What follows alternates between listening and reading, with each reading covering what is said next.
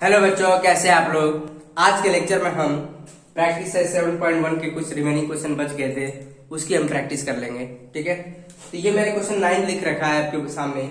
ठीक है, ये रखा cylindrical wrapper of flat tablet is shown in figure, मतलब ये सिलेंड्रिकल रैपर है। ठीक है, the radius of the tablet, जो इसके अंदर टैबलेट है, ये सारे मैंने टैबलेट बना रखा है। तो रेडियस कितना है इसका 7 mm है, एंड थिकनेस मतलब जो टैबलेट है उसकी जो थिकनेस है 5 mm है। तो देखो पहले हमने टैबलेट का डायमेंशन लिख लेते हैं। टैबलेट का डायमेंशन लिखो। तो टैबलेट किस शेप का है, सिलेंड्रिकल फॉर्म का है, सिलेंड्रिकल फॉर्म होगा। ठीक है, तो इसका जो रेडियस है r, यहां पर जो r है इसका रेडियस r, वो कितना दे रखा है, रेडियस ऑफ 7 mm दे रखा है, मिलीमीटर। एंड जो थिकनेस है, थिकनेस का मतलब ये क्या हो गया, हाइट हो गया। तो h इक्वल टू कितना दे रखा है, इसको r1 h1 लिख लेते हैं। ठीक है, h दे रखा हमारे पास कितना दे रखा है, 5 mm। क्लियर है स्टूडेंट, आगे समझ में। तो ये टैबलेट का हो गया। एंड अब यहां पे दे रखा 5 mm and how many such tablet are wrapped in the wrapper, मतलब ऐसे कितने टैबलेट रैप किए जाएंगे। मतलब ये क्या सिलेंड्रिकल रैपर है। अब देखो सिलेंड्रिकल रैपर का डायमेंशन देख लेते हैं। फॉर सिलेंड्रिकल रैपर, ठीक है, रैपर। तो सिलेंड्रिकल रैपर, तो इसका डायमेंशन क्या दे रखा है, हाइट कितनी दे रखी है, हाइट h1 मान लिया, h2 कितना देगा 10 सेंटीमीटर। ठीक है, 10 सेंटीमीटर। सब डायमेंशन mm में दे रखा है, मिलीमीटर में दे रखा है, तो सेंटीमीटर को mm में कन्वर्ट कर सकते हैं। तो इसको क्या करेंगे, तो 10 इंटू देखो तो मल्टीप्लाई कर देंगे तो कितना हो जाएगा, 100 mm हो जाएगा। 1 सेंटीमीटर इक्वल टू 10 mm होता है। ठीक है, और r1 कितना हो जाएगा, r1 मतलब r2 कितना हो जाएगा, डायमीटर आपको 14 दे रखा है, तो रेडियस कितना हो जाएगा, डायमीटर यहां पर दे रखा है, डायमीटर। ठीक है, डायमीटर आपका दे रखा है, डायमीटर 14 mm। ठीक है, 14 mm। तो हम यहां से रेडियस निकाल सकते हैं। अब यहां पर देखो रेडियस जो होगा r2 वो हो जाएगा d/2, मतलब r2 इक्वल टू आ गया 7 mm। इतनी बात समझ में आ रही है स्टूडेंट, क्लियर है। रेडियस हमने पता कर लिया, तो हमने एज्यूम कर लिया let n number of tablet are wrapped in the wrapper, मतलब ऐसे छोटे छोटे कितने टैबलेट रैप किए जाएंगे हमने n मान लिया। मतलब इसमें हमने एज्यूम कर लिया इसमें जो टैबलेट है n नंबर ऑफ टैबलेट है। ठीक है, let n be the number of tablet, assume कर लेंगे let n be the number of tablet wrapped in the wrapper. ठीक है, इतनी बात समझ में आ रही है स्टूडेंट, क्लियर है। n नंबर ऑफ टैबलेट को रैप किया जाएगा। 1 मिनट, तो n number of tablet wrap किया जाएगा। तो हम यहाँ पर किसकी बात करेंगे, वॉल्यूम की बात करेंगे। मतलब ये बड़ा सिलेंड्रिकल जो है उसका वॉल्यूम और इन सारे टैबलेट का वॉल्यूम इक्वल होगा। ठीक है, तो यहां पर देखो तो इनका वॉल्यूम कितना होगा, जो सारे जो छोटे छोटे टैबलेट होंगे, तो क्या करेंगे इसका वॉल्यूम, तो n into volume of one tablet, volume of one tablet equal to volume of cylindrical wrapper, मतलब बड़े का सिलेंडर, मतलब इन सबका वॉल्यूम और सिलेंड्रिकल रैपर का वॉल्यूम आपस में इक्वल होगा। तो क्या लिख देंगे, n into volume of one tablet equal to volume of cylindrical wrapper. इतनी बात समझ में आ रही है स्टूडेंट, क्लियर है। तो हम क्या करेंगे, n इक्वल टू क्या हो जाएगा, इसको देखो अब वैल्यू पुट करो, वॉल्यूम ऑफ टैबलेट कितना होगा, क्योंकि ये भी सिलेंड्रिकल फॉर्म है, ये भी सिलेंड्रिकल फॉर्म है, तो पाई r स्क्वायर h, इसका भी कितना है, ये भी सिलेंड्रिकल फॉर्म है, वॉल्यूम कितना होगा पाई r स्क्वायर h। अब रही बात सब में ये देखो, तो इसको r1 h1 मान लेंगे, r1 h1। ठीक है, और इसको हम मान लेंगे r2 h2। इतनी बार समझ में आ रही है स्टूडेंट, क्लियर है। अब क्या पाई से पाई कैंसिल करो, तो n इक्वल टू कितना आ गया, n into R1 square H1 R2 square H2। तो इसको इधर लेके जाएंगे तो n इक्वल टू कितना हो जाएगा, R2 का square H2 divide by R1 का स्क्वायर H1। ठीक है, तब सबकी वैल्यू पुट कर ले। R2 कितना है हमारे पास, R2 हमारे पास कितना है, 7 है, 7 का स्क्वायर। H2 कितना है हमारे पास, 10 है। ठीक है, R1 कितना है, 7 का स्क्वायर, और ये कितना है, 5 है। अब देखो ये क्या 10 नहीं है, 100 mm है, कन्वर्ट कर रखा है ना mm में, तो ये कैंसिल हो गया। तो n इक्वल टू कितना होगा, 100/5। तो इसको भी कैंसिल करो ना, कितना टाइम, 20 टाइम में जाएगा, n इक्वल टू 20। तो हमारे पास कितने टैबलेट ऐसे, कितने 20 टैबलेट जो होंगे इसमें रैप किए जाएंगे। देयरफॉर, ठीक है, अब यहाँ पर कितने, हाउ मच बोल रहा, हाउ, देखो ये बोला how much such tablet are wrapped in the wrapper. Therefore 20 tablet are wrapped in a wrapper। इतनी बात समझ में आ रही है। तो ऐसे कितने टैबलेट, इस डायमेंशन के कितने टैबलेट रैप किए जाएंगे, 20 टैबलेट को रैप किया जा सकता है। इतनी बात समझ में आ रही है स्टूडेंट, क्लियर हो रही है बात। तो अब देखो नेक्स्ट क्वेश्चंस कर लेते हैं।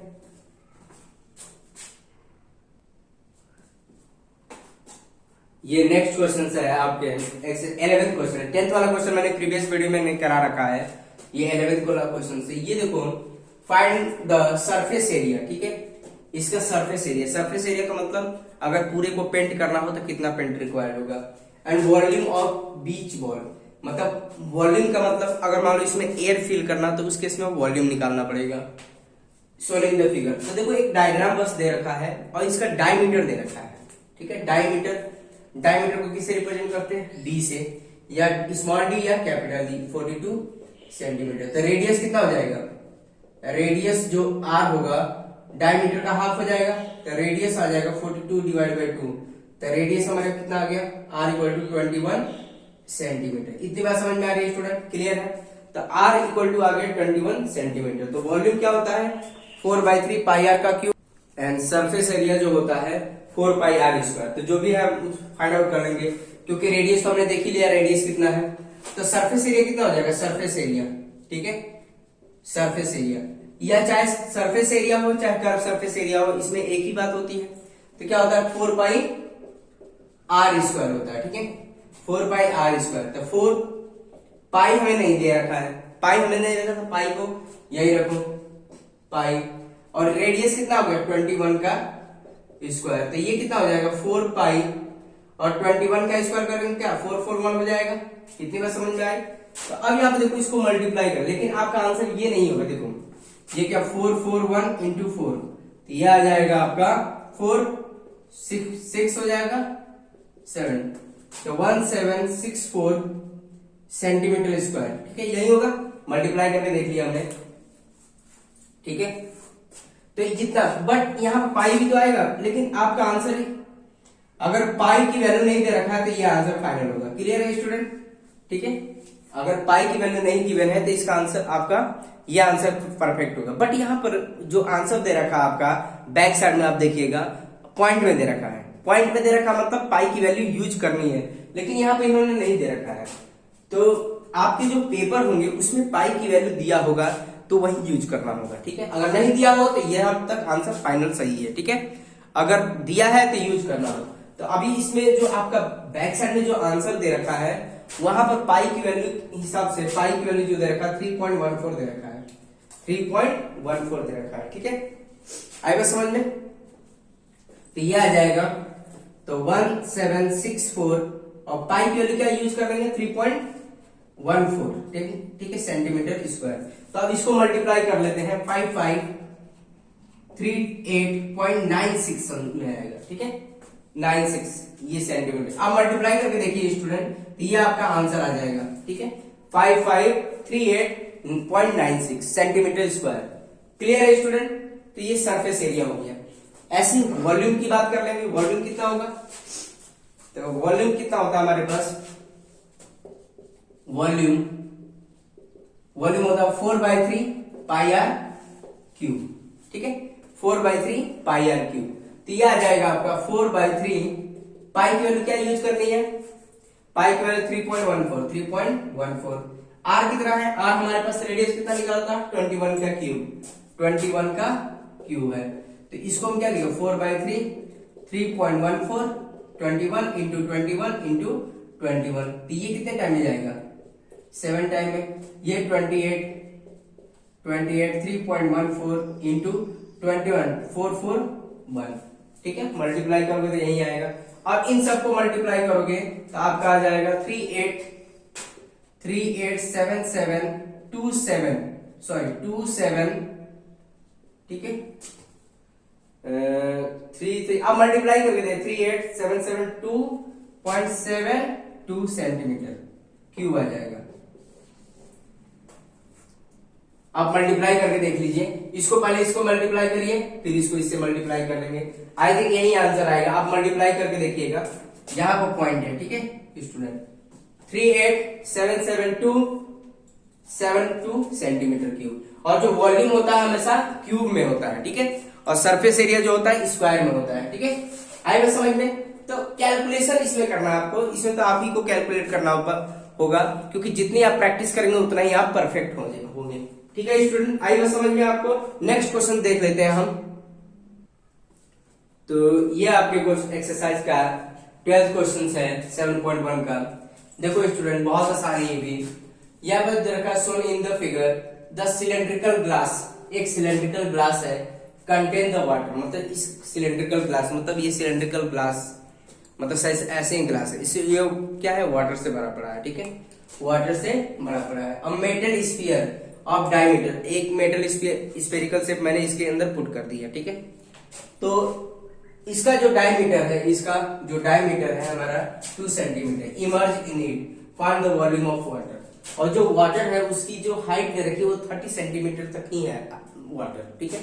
तो सिंपल सी बात है, वॉल्यूम ऑफ वाटर निकालने के लिए वॉल्यूम ऑफ सिलेंडर, मतलब जहां तक वाटर है उसका वॉल्यूम निकालेंगे, फिर स्फीयर को माइनस कर देंगे तो हमें पता चल जाएगा वॉल्यूम ऑफ वाटर कितना होगा, ठीक है। तो पहले एक काम करेंगे, पहले डायमेंशन लिख लेते हैं, ठीक है। तो क्या होगा, for spherical metal sphere, for metal sphere, ठीक है। इसका डायमेंशन क्या है, रेडियस कितना है 2, डायमीटर जो दे रखा है, डायमीटर जो दे रखा है ये 2 सेंटीमीटर दे रखा है, ठीक है। मतलब इसको डी से भी रिप्रेजेंट कर सकते हैं, ठीक है। 2 सेंटीमीटर दे रखा है, 2 सेंटीमीटर। तो रेडियस कितना हो जाएगा, रेडियस जो आर होगा वो आ जाएगा 2/2, मतलब 1 सेंटीमीटर। आर इक्वल टू कितना होगा 1 सेंटीमीटर आ गया। इतनी बात समझ में आ रही है स्टूडेंट, क्लियर है। For cylinder, for the cylindrical glass, for the cylindrical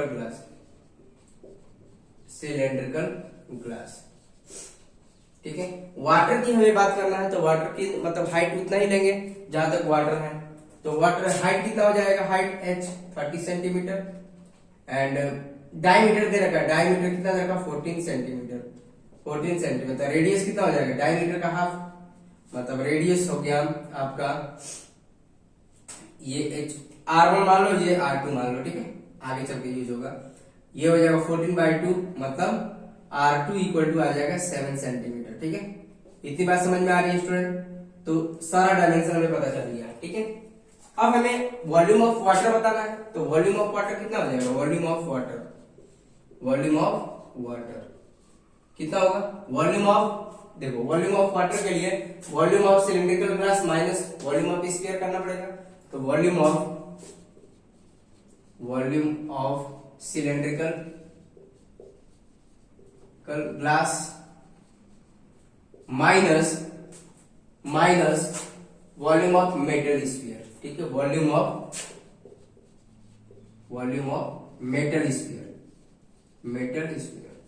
इतनी बात समझ में आ रही है। तो पूरे मतलब इसमें से क्या करेंगे, पूरा वाटर का वॉल्यूम निकालने के लिए ये जहां तक है वाटर वो, बट ये वाला वाटर देखो, क्योंकि यहाँ पर तो मेटल स्फीयर है तो वहां पर तो वाटर होगा ही नहीं, मतलब होगा मतलब इधर उधर होगा, तो मतलब ये वाला एरिया तो वॉल्यूम तो माइनस ही करना पड़ेगा, तभी तो हमें पता चल पाएगा पूरा वाटर कितना है इसमें, ठीक है। तो अब देखो वॉल्यूम ऑफ वाटर जो आ जाएगा, वॉल्यूम ऑफ सिलेंड्रिकल ग्लास मतलब सिलेंड्रिकल ग्लास में से, ठीक है, माइनस वॉल्यूम ऑफ स्फीयर निकाल लेंगे, ठीक है, तो वॉल्यूम ऑफ वाटर पता चल जाएगा। तो इसका वॉल्यूम कितना होगा, pi r square h, pi r square h, ठीक है, माइनस इसका वॉल्यूम कितना होगा 4/3 पाई आर क्यूब, ठीक है, R2 क्यूब। तो ये देखो यहां से क्या बाहर निकाल रहा है, पाई बाहर निकालो पहले, पाई R1 का square into H minus pi बाहर निकल रहा 4/3 और ये R2 का क्यूब।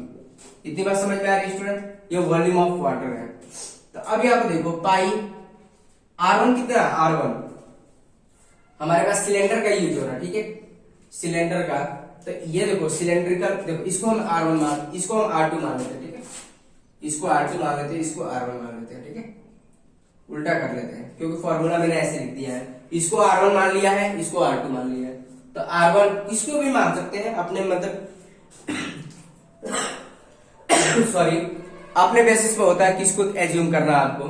तो हम अब यहाँ पे देखो R1 कितना हो जाएगा, R1 हमारे पास 7 है, 7 का स्क्वायर, H कितना हमारे पास, H हमारे पास 30 है, माइनस 4/3। अब R2 का रेडियस कितना हमारे पास 1 सेंटीमीटर है, तो ये आ जाएगा 1 का क्यूब। इतनी बात समझ में आ रही है स्टूडेंट। तो पाई, अब इसको सॉल्व कर लेते हैं, 49 इंटू 30 और 4/3 पाई को ऐसे रहना। और ये जो वॉल्यूम आएगा हमेशा हमें पता है सेंटीमीटर क्यूब में आता है, तो ये हमारा सेंटीमीटर क्यूब में आएगा। अब इसको सॉल्व कर लेते हैं, 49 इंटू 30, देखो कर लेते हैं 49 इंटू 30, 49 इंटू 30, तो 3 को अभी 0 पर आने दो, 7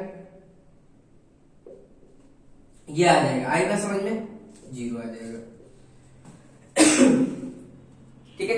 तो ये आ जाएगा पाई इंटू 1670, ठीक है, 1670 ही आएगा, 1 सॉरी ये आएगा 1470 आएगा, क्योंकि देखो ये 12 हो जाएगा, 12 प्लस 2 14, ठीक है, इतना है। और इसकी वैल्यू कितनी है 1.33 आएगा, यही आएगा स्टूडेंट, आएगा समझ में, क्लियर है।